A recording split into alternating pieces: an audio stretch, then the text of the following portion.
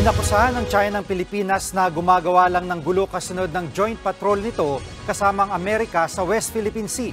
Git naman ng Philippine Air Force, karapatan nating magpatrolya sa sarili nating exclusive economic zone. Nasa frontline ng balitang yan si Brian Castillo. Muling nagsanib puwersa sa pagpapatrolya sa himpapawid ang ilang air asset ng Pilipinas at Amerika.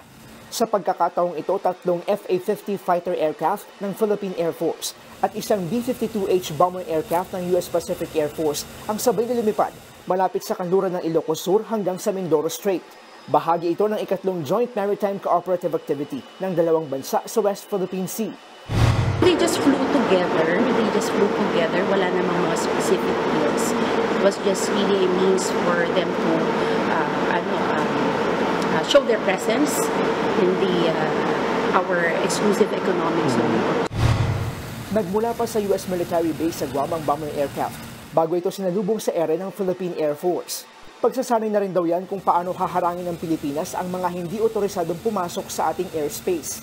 Makatutulong din ang Joint Patrol para mas mabantayan pa ang ating Exclusive Economic Zone o EEZ. Pero ang Chinese military hindi nagustuhan ang panibagong aktibidad ng Pilipinas at Amerika. Sa ulat ng Reuters, diretsahang sinabi ng China na gumagawa ng gulo ang Pilipinas sa South China Sea dahil sa pagsasagawa ng Joint Air Patrol kasama ang tinawag nilang extraterritorial countries. Nag-organisa raw ang kanilang Southern Theater Command ng Frontline Naval and Air Forces para manmana ng mga joint patrol. Tugon dyan ng Philippine Air Force, karapatan ng Pilipinas na magpatrolya sa ating EEZ. This MCA is not directed towards any country. It's just a means for us, the Philippines and our allies to promote regional peace and security. It's also part of our asserting our rights, our territorial rights and our sovereign rights, and of course increasing our presence within our exclusive economic zone.